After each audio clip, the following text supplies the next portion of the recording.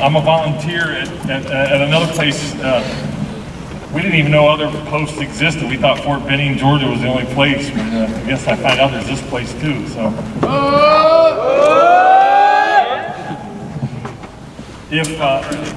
if I seem sometimes out of place, you ladies need to forgive me because we don't get many ladies at Fort Benning, and this is kind of new. We're starting to get female drill sergeants and lots of ladies. It's like, wow, I'm doing double takes.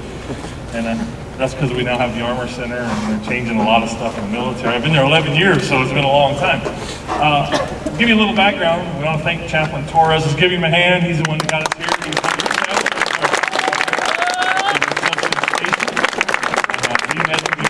Torres when he was just a lowly little captain, and now he's a big-time major and all that kind of stuff. Probably going to be a general here in another week or two, and at least I'll promote him. That's good.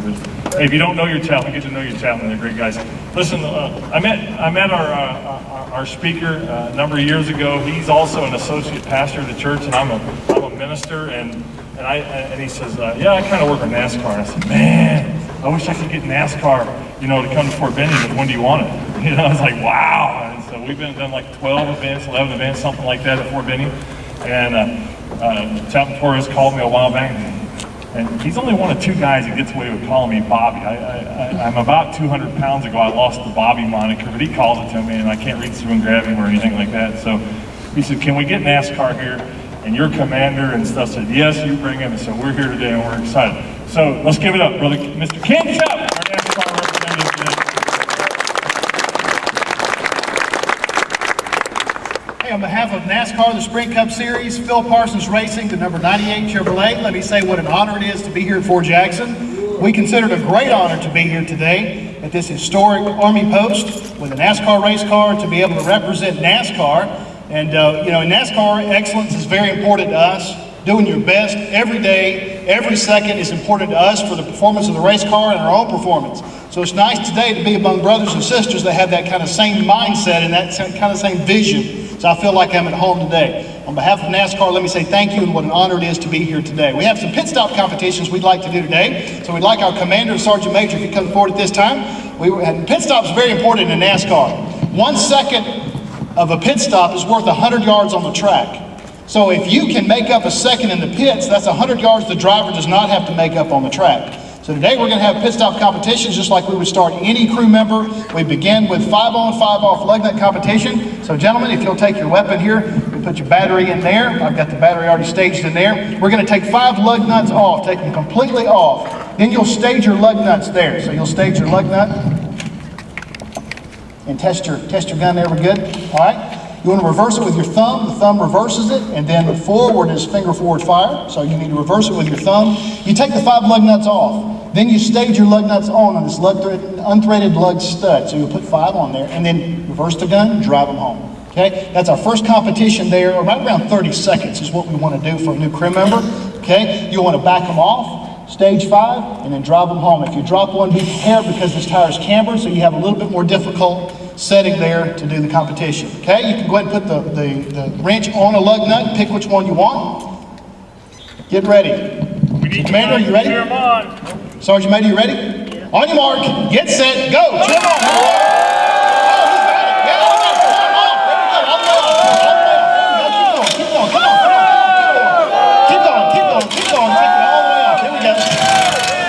There we go. Oh, he's already got it. Commander's already got it on. Let's go. Yeah, just put it on there. Stage him up. Stage him up. I got you. Here we go. One more.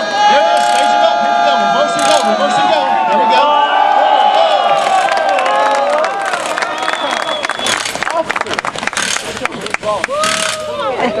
All right. Give him a hand. Very good. Thanks, guys. Appreciate it. Both of them were under 30 seconds, so they're way ahead of the curve in training. So that was no problem whatsoever. All right, now, let's have Chief. You come on up, sir. All right, there you go, right there, sir. Pick your weapon, get your lug nuts like you want it. Okay, anybody have birthday this week?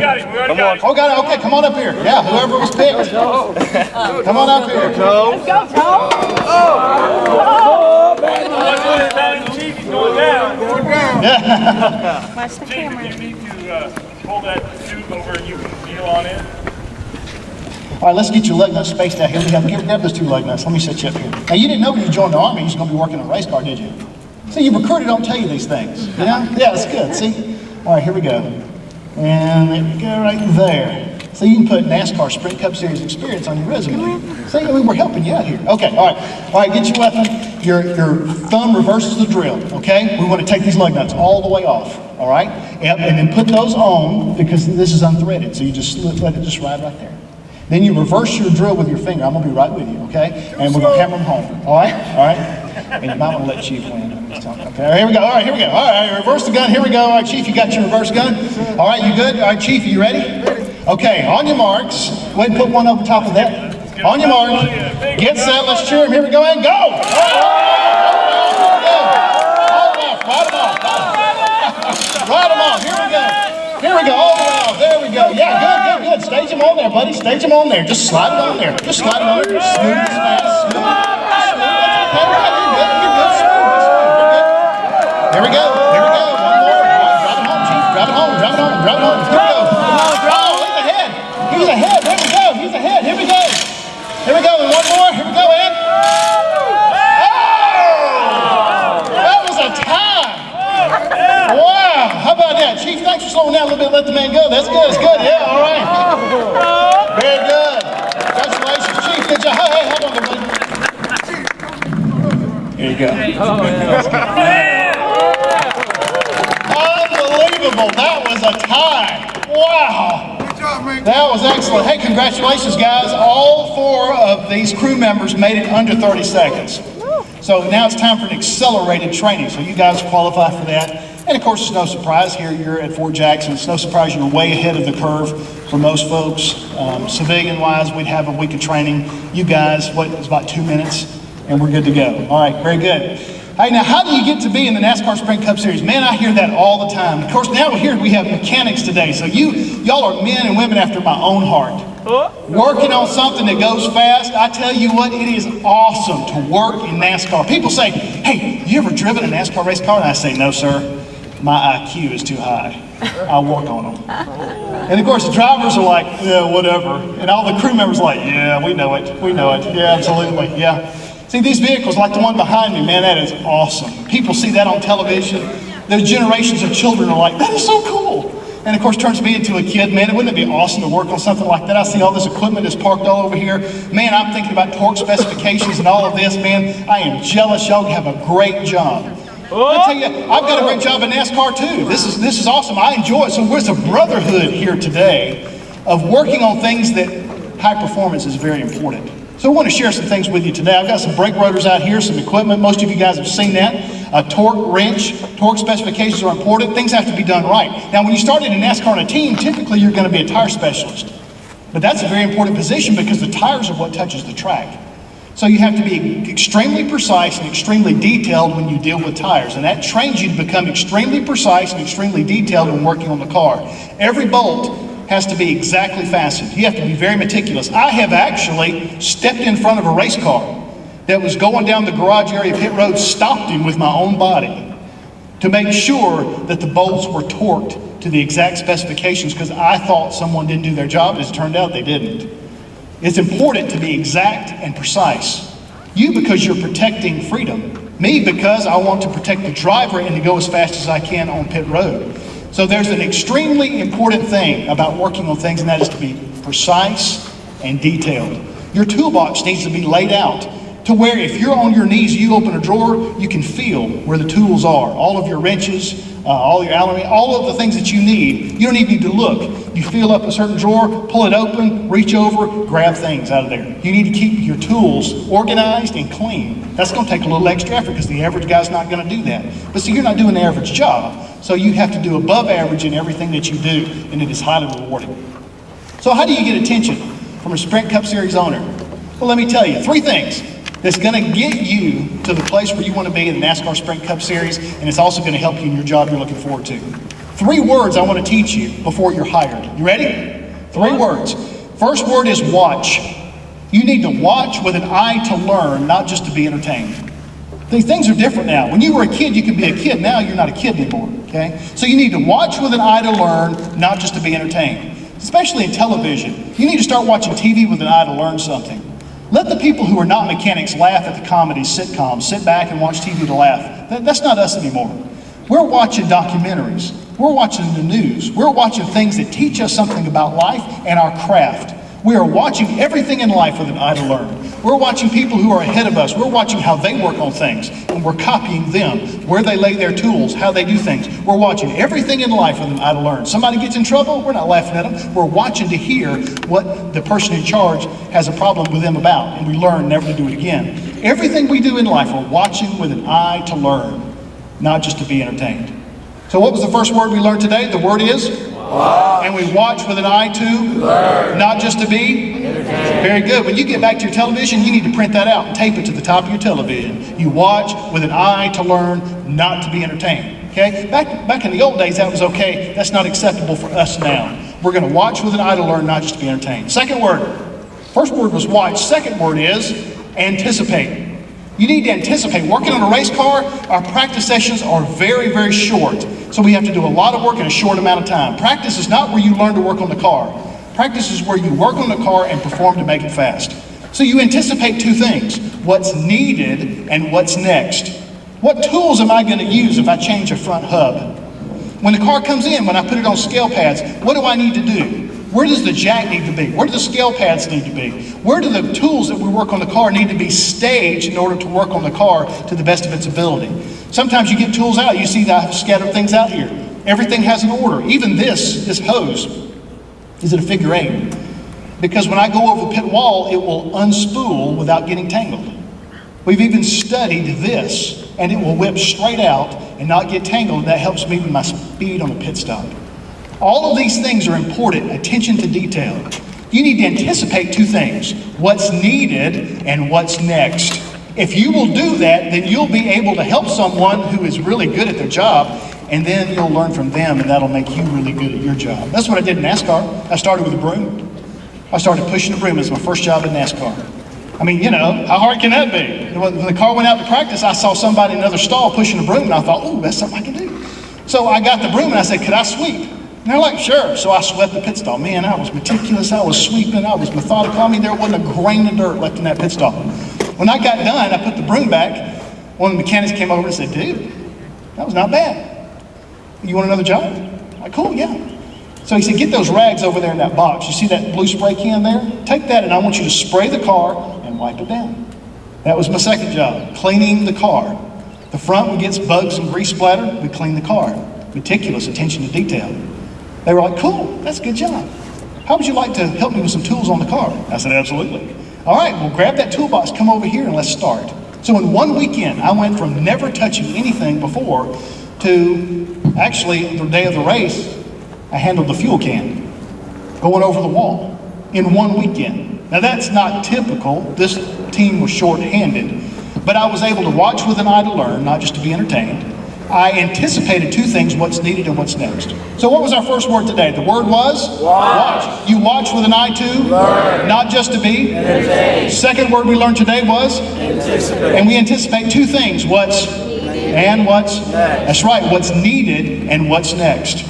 On your schedule every day in training, you need to see what's on the schedule. You need to be prepared what's going on. So the first word was watch. The second word is anticipate. The third word, oh, you're going to like this, participate. Oh, first time I got that call on the phone, hey, we're a man short on our crew. We'd like to fly you down to Homestead, Miami, Florida. We'd like you to be our tire specialist on our car in NASCAR and pit crew for the last race of the year. I thought, I don't know if I'm ready for this. But a little voice inside me said, dude, the crew chief has called you. He wouldn't ask you to do the job if he didn't think you could do it. You need to say yes. Thank goodness for those little voices. I said, yes, sir, I'll be there. Plane tickets came, per diem, NASCAR mechanics license, all this stuff came. I went down there. That was my first weekend as a member of a pit crew NASCAR Sprint Cup Series. Fear is always going to be a part of something. First time that I went over the wall with a gas can, I was shaking so bad that fuel was sloshing out of the overflow. I mean, I was sprinkling people. It was like, you know, like a baptism, Methodist baptism. I was just baptizing everybody. I was so scared. This can was 93 pounds. I'd never touched one before. I had it up in the air, and I was stumbling all over the place. And I got up to pit wall, the caution flag was out, and the cars were coming, and I was shaking like this, and everybody's laughing at me, taking pictures. My first time. Everybody had a first time. But you know what? My instinct said, somebody else needs to do this. And then that little voice kicks in, dude. If they asked you to do it and they trained you to do it, then you can do it. Anybody know what that's like? Absolutely, absolutely. So I got up on that pit wall, that car came down. I didn't see a car. I never even saw the car come in. All I saw was a refueling nozzle come in. I saw this refueling nozzle come in and stop, and man, I jammed that thing in there and filled the car up with gas. After I was done, I was like, okay, well, that wasn't too hard. And guess what? I got promoted to other jobs. And then the next race, a new guy got the opportunity, and he was shaking on pit road. Guess what I was doing? I was laughing, taking pictures like everybody else. That's right. Everybody has the first time. They put you in that situation. But the point is, in participate, don't let fear of failure stop you. Don't let fear stop you. A lot of people are like, I don't know if I can do it. And so they don't even try. Now, we're a brotherhood. We work on stuff, okay? There's going to be all kind of jobs that you're not comfortable that you can do completely. If you have the training and you have the confidence of your leadership, then you need to do it regardless of the consequences. You need to participate and don't let fear stop you. Because if you let it stop you, it'll stop you the rest of your life. So what was the first word we learned today? The word is? Watch. Watch. And watch with an eye to? Learn. Not just to be? Entertain. Very good. What's the second word we learned? The word was? Anticipate. Anticipate two things. What's needed and what's next. Very good. The third word was? Participate. Don't let what stop you? Fear. Very good. Fear. Well, now that we recognize in you the qualities we want to hire, well, we're going to hire you, of course. I mean, we're Sprint Cup Series. Excellence and detail is important to us, and it is to you. You've watched with an eye to learn. You've anticipated what's needed and what's next. You've participated. You didn't let fear stop you. You got a job. So now we got you in the garage area. Well, there's three more things that you need to learn. They all start with R. Okay? Now that you're hired, now that you're a crew member, I don't see anybody here, I've not met anybody here today that I would think, I don't know if we can hire them. I think all of you have that potential. So now, let's learn to be a pit crewman. First word is remember. Remember, you don't know everything. Don't be a know-it-all, because you don't know it all, okay? Remember, you don't know everything. And the point is this. Lack of experience is understandable. Everybody has to start somewhere. But lack of preparation is unforgivable. You may not have the experience necessary to do everything you want to do, but you can be prepared today for your task. Lack of experience, that's understandable. Everybody starts somewhere. But lack of preparation is unforgivable.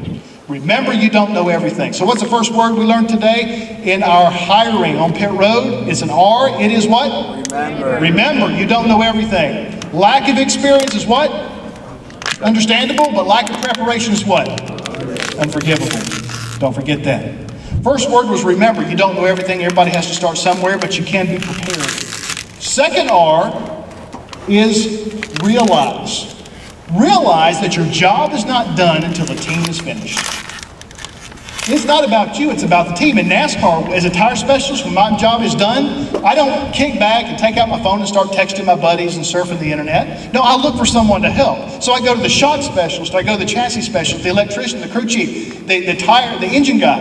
And I look to help them with their job. And when we're all done, then the team is finished. That means I'm finished. You need to be that way now, okay? Back in the old days, when you watched with an eye to be entertained, that was back then, but you are who you are now. And so we need to realize that the job is not done until the team is finished. When you're done with your individual task today and tomorrow and next week, you need to look around for someone to help. Maybe someone that didn't learn it as quick as you did. And you very quietly come over to them and say, hey, do it this way. No, this goes here, this goes there, this goes there, that's it. And this is what will happen. Their weaknesses will begin to disappear and they'll be replaced by strengths. And when strength replaces weakness, the team grows stronger. You know what happens in NASCAR? When weakness is replaced with strength, the team grows stronger and the car goes faster. And that's what it's all about. Team grows stronger, car goes faster.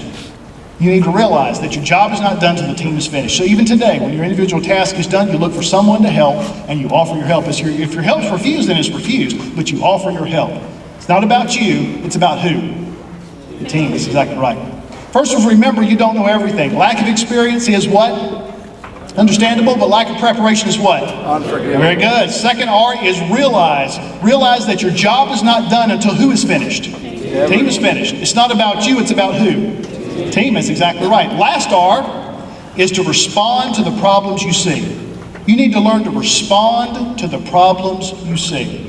When you see a tire, hold on just a second.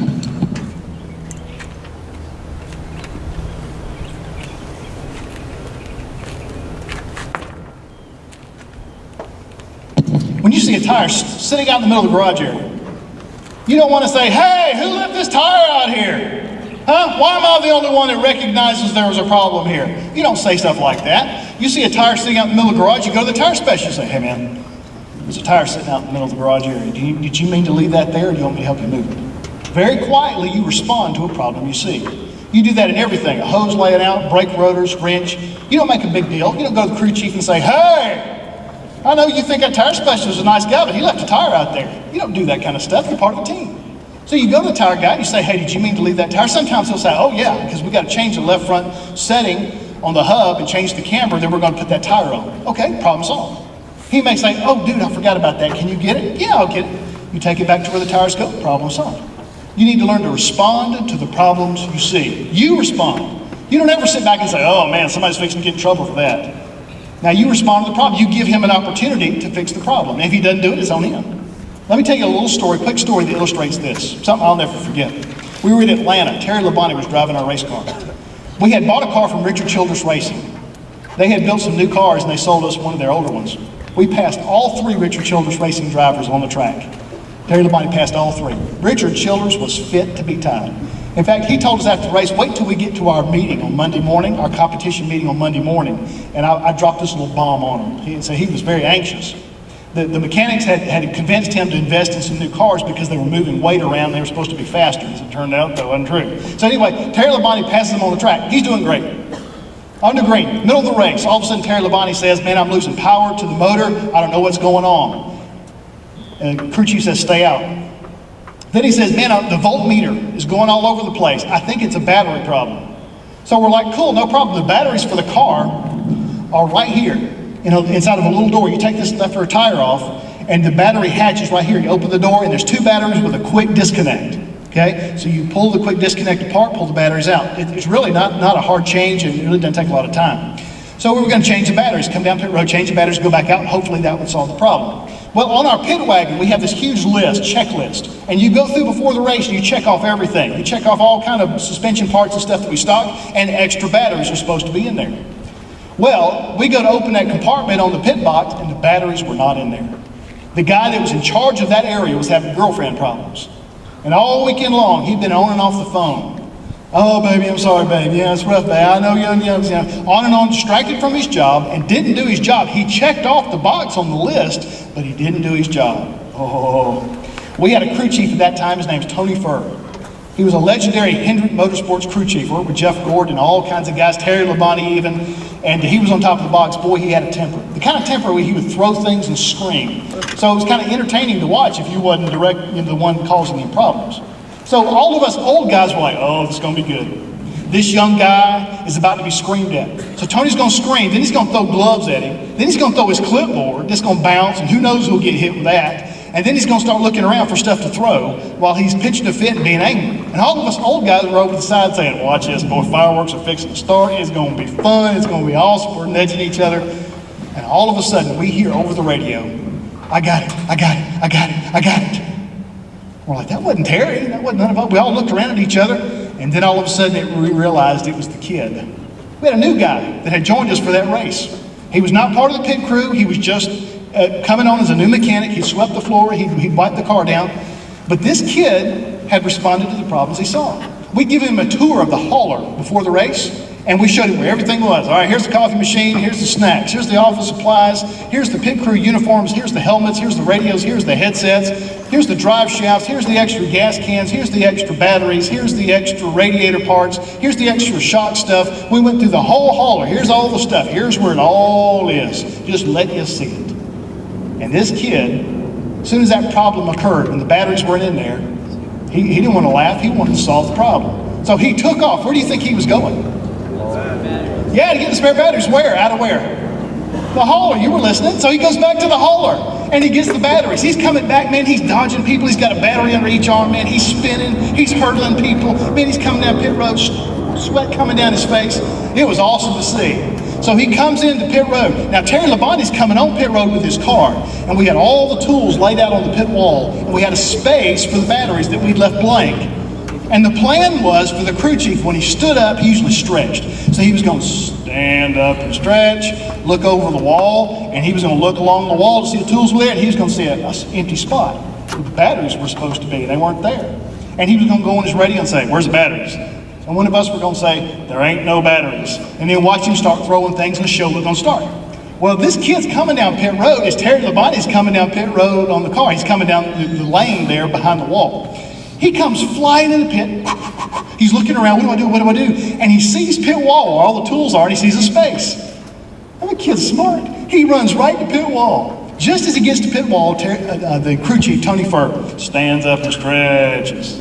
And as he stretches, that kid puts the batteries up on the wall and then backs away. It's like a Broadway play, man. It's like this dramatic movie thing. Guys stretching, cars coming down pit wall, batteries on the wall.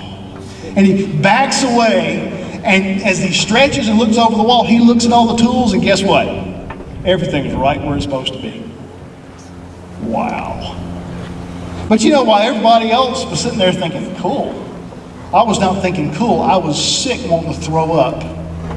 Now, why do you think I personally was so disappointed with myself when I saw that young kid do that? Anybody want to raise a hand and tell me why I was so sick and nauseated? Because you didn't think about doing it. That's exactly right. I should have been the one to run to the truck. I have experience. I have that responsibility, but I did not take it. And some rookie who had never been to the track before did his job. He responded to the problems he saw. To this day, it makes me sick that I was not the guy that ran to the truck. But I tell you what, to this day, I'm proud of that young man for responding to the problems he saw. I don't know what your future is going to be like. What problems are you going to face in the future? No, nobody has any way of knowing that. But what we can do is we can prepare ourselves mentally and physically and emotionally and spiritually. We can prepare ourselves to respond to the problems that we see. In NASCAR, we do this all the time. Nobody in the Cup Series is going to sit there and let a tire be left alone without asking somebody if they need help with it or what we need to do. It's just what you do. And in this brotherhood that we have here today, we all need to recommit ourselves to the same thing. First, we need to watch with an eye to learn, not to be entertained. Then we need to anticipate what's needed and what's next. Then we need to participate, don't let fear stop us. Then once we are in the opportunity, then we need to remember we don't know everything. Lack of experience is understandable, but lack of preparation is unforgivable. Then we need to realize that our job is not done until the team is finished. Then we need to learn to respond to the problems that we see. Now, yesterday at Darlington practice, our car was fast. And we had tuned the car to when you get to 180 miles an hour and you hit turn one, that the car would cut. If you hit it at 170, it's not going to respond. If you hit it at 190, it wasn't going to respond. We tuned the car so that when we hit turn one at 180 miles an hour, it would do exactly what it was supposed to do. You know how you get to turn one at 180? You come off turn four with a maximum amount of speed. You need to watch how you come through turn four to hit the start-finish line and head to turn one. Turn four is very important because it sets you up for turn one on your qualifying lap. You guys here are in turn four. In your training, you're in turn four. You're about to hit the start-finish line and the clock is fixing to start in your career. You want to hit turn one at exactly the right speed. You don't want to hit it too slow, and you don't want to hit it too fast because problems are going to happen. You want to hit it exactly what the setup calls for. And that's what these principles will do for you. They're going to help you get through turn four and help you cross that start-finish line. And when that timer starts on that stopwatch, you're going to be ready to hit turn one, turn two, down the back straightaway, turn three, turn four, and you'll qualify for the race of life. That's why we're telling you this today. Because we want you to be the best you can possibly be. Why? Because you go stronger and the team goes faster. And that's what it's all about. Guys, on behalf of Phil Parsons Racing and the NASCAR Sprint Cup Series, once again, let me tell you what an honor it's been to be here today to talk to you about these things that are dear to all of us as a brotherhood of mechanics. It is a great honor to be here. And we say thank you very much, Fort Jackson and the United States Army, for allowing us to be here today. Guys, thank you so much for letting us know.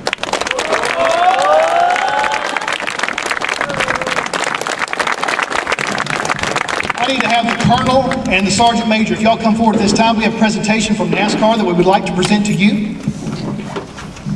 Yesterday when I was in the garage area, NASCAR and Phil Parsons Racing gave me some items to give to you. When we build a new car, we apply to NASCAR and let them know that we plan to build a new car. NASCAR issues us contingency decals that will be displayed on the side of the car. You can't purchase these. These are issued for the building of a new car. So we had a dream to build something. And NASCAR said, if you have a dream to build something, then we want to give you something to identify it. So the NASCAR Sprint Cup Series decal would go to your commander. Sir, we appreciate you allowing us to come today, and thank you so much for allowing us to come. Give him a hand.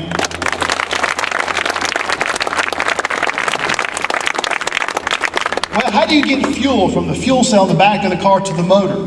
Well, Holley Carburetors and now Holley Electronic Fuel Injection is the official supplier of NASCAR.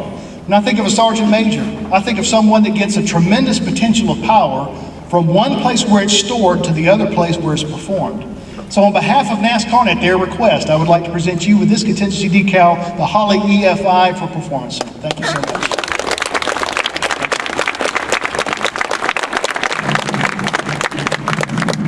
For Sergeant, come up, sir. I'm sorry, Chief, I'm sorry. I'm sorry, Chief, come on up here. I got a presentation for you as a NASCAR fan. Once again, the team and NASCAR have asked me to present something to you today. Here we have lug nuts that are on the car that have never been used. And those would be gifts that we can give to people that, are like NASCAR. But for you, we have a lug nut that was used in the Daytona 500 that has seen the fires of combat and has proven itself worthy. And so you, for many years, have proven yourself in the fires of combat and shown yourself worthy. And so on behalf of NASCAR, we'd like to give you this battle-tested and proven device that holds things together. Thank you, sir. Thank you very much. One more thing. On behalf of Champion Tire and Wheel, the official tire supplier of NASCAR, we would like to present you with this tire that was used at the Daytona National Speedway. It was presented by Goodyear and Champion and NASCAR with the Support Our Troops logo to honor those that have given their careers and lives to defend our freedom. So once again, on behalf of the NASCAR Sprint Cup Series and Phil Parsons Racing, we would like to present you with this tire that signifies speed and excellence in NASCAR. Thank you, sir. Yes, sir. Thank you.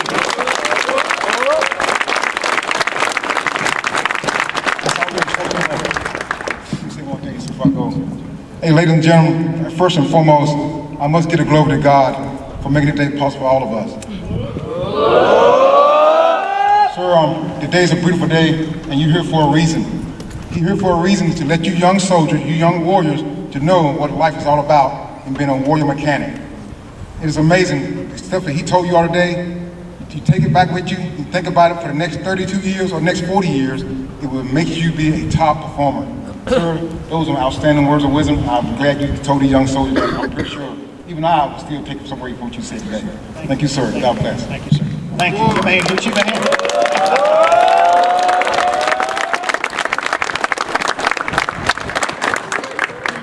If I may. Hey, Ken, first off, on behalf of all my maintainers, I want to thank you for coming out and for your great message today. And I do have a small token of appreciation from the Sergeant Major and I, just a certificate of appreciation that I'd like to send off with you. And let's give him one more hand. One of the things that I get to do as a commander is I get a coin that represents the Ordnance Corps, which is the maintainers corps for the Army. And on the back it says "Geared to Maintain," because that is our motto, and I'd like to send you off with one of those also. Thank you, Ken.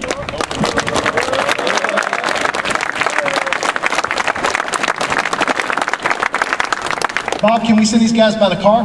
Sure. One more time, if we can form two lines, however y'all want to do that, and come by the car one last time to take a look.